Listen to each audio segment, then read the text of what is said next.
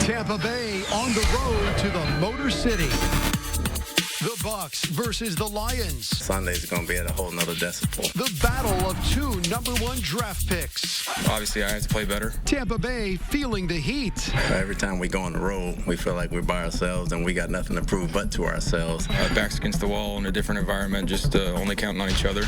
And so I think it fits who we are. It's going to be a sea of blue, so we're going to have to come out swinging. Will the underdog come out on top? It's a revenge tour. Everybody in this locker room, we believe in one another, and that's all that matters. The fans getting pumped. Oh, this is how we do it. See, everybody want to sleep on Tampa, but they don't know we got this all day. As the Bucs head up to Detroit for the divisional round of the playoffs. This is ABC Action News Red Zone.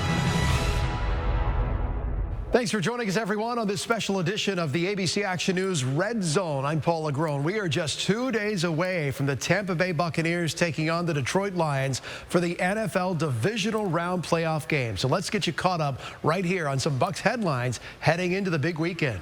So here we go. Tampa Bay and Detroit meeting for the second time this season, but they're trying to forget that first matchup when the Lions dominated the Bucs 20-6 here at home in Tampa.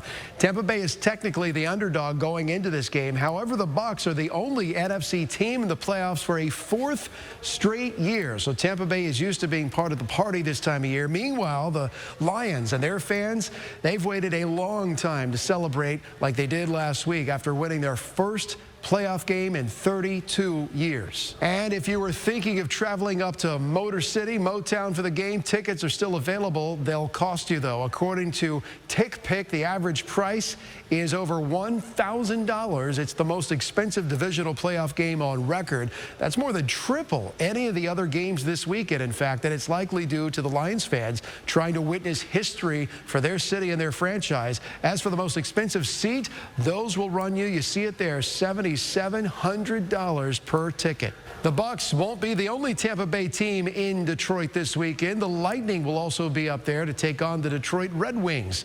So double the teams, double the fun. The two Tampa Bay teams are teaming up for the watch party Sunday at the Sail Pavilion at the Tampa Riverwalk. The Bucs-Lions playoff game party, that starts at 2 o'clock in the afternoon on Sunday. Kickoff at 3 for the game. The Bolts-Red Wings party follows at 6 o'clock. And, of course, we know the game's going to be played inside on Sunday there at Ford's Field in Detroit. But for those Tampa Bay fans heading up to Detroit this weekend, it's going to be a shock to their system. Colder air, much colder air moving in overnight with lows there falling to around 0 and wind chills of -10 to -15. Good news, it'll be mostly dry weekend, but Bucs fans definitely bundle up if you're going to Motown. But let's get down to the nitty-gritty. Kevin Lewis and Kyle Berger kicking off our Red Zone coverage tonight with a closer look at the two teams. Kyle Berger tonight with the battle of the QBs. Quarterbacks Baker Mayfield and Jared Goff are both one-time #1 picks, turned into cast-offs, now on a mission of vindication. Mayfield was traded away by the Browns, cut by the Panthers, let go by the Rams. Jared Goff, well, he was also traded away by the Rams when they signed Matthew Stafford. Now, these outsiders meet in the divisional round of the NFL playoffs. I think they're both playing at a very high level. I think what you're seeing is two guys that there's a reason why they were drafted, where they were drafted, at what point in the draft, and I think you're seeing that. And these players are really giving you what they got. It was Mayfield who urged his team to adopt a playoff mindset when they fell to 4-7 back in Week 13. Since then, the Bucs have been red hot, winning 6 of their last 7 games. It's been great. Obviously, backs against the wall, kind of like I mentioned after the game. Just the stretch and the run that we had to go on, it makes it even more enjoyable to get to the point where we're at right now. But like I mentioned as well, we're happy, but we're not satisfied. Mayfield is coming off a win over the Eagles, where he became the first player in franchise history to pass for 300 or more yards and 3 or more touchdowns in a postseason game. With the way he's playing right now, he's an issue, and he gets rid of the ball fast. He's accurate with it, and if you don't push the pocket on him, he can make these throws. And he's got receivers that can make plays on the ball, in the air, and run after catch. And speaking of those wide receivers, Lions cornerback C.J. Gardner-Johnson gave Mayfield some bulletin board material. Gardner-Johnson said, quote, "Now, if you give that Tampa group a good quarterback, now that's a great group." He was speaking of wide receivers Mike Evans, Chris Godwin, and Russell Gage. Mayfield heard those comments, and he fired back. I don't think he's really watched film because you mentioned Russell Gage. You know, we love Russell, but Russell hasn't played a snap all year for us. He must be going off the preseason stuff that the media was talking about, but he didn't play our first game, so I'm excited to see him. I think he's a really good player. He has been for a while, and he's been an impactful guy on every team he's been on. So he's a good player, but yeah, he's got to do a little bit more film study. Over the last 6 games, Mayfield has thrown 13 touchdown passes and only 2 interceptions. They're both leading their team. They're both the field general. They're both the ones that are making good decisions. Cast away and given up on. One of these QBs will be playing in the NFC Championship game. In Tampa, Kyle Berger, ABC Action News.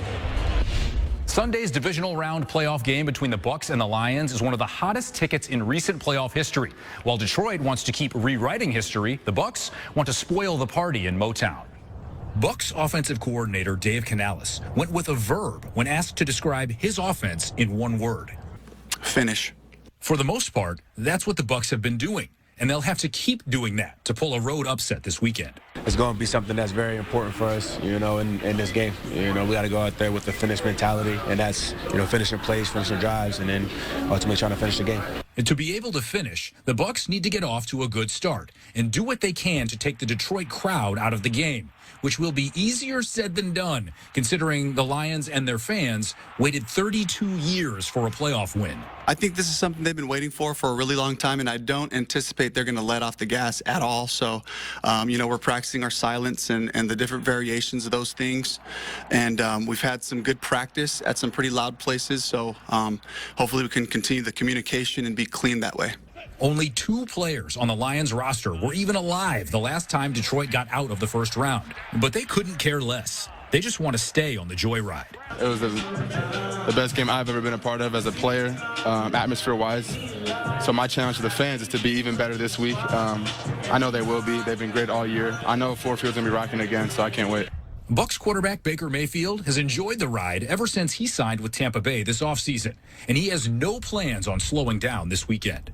Just the stretch and the run that we had to go on, it makes it even more enjoyable to get to the point where we're at right now. But like I mentioned as well, we're happy, but we're not satisfied. Got bigger goals, and so got to keep working. The other side of the bracket is San Francisco hosting Green Bay. Now, if the Bucs and 49ers win, Tampa Bay heads to San Francisco for the NFC title game. If the Bucs and Packers win, Tampa Bay would host Green Bay. I'm Kevin Lewis, ABC Action News.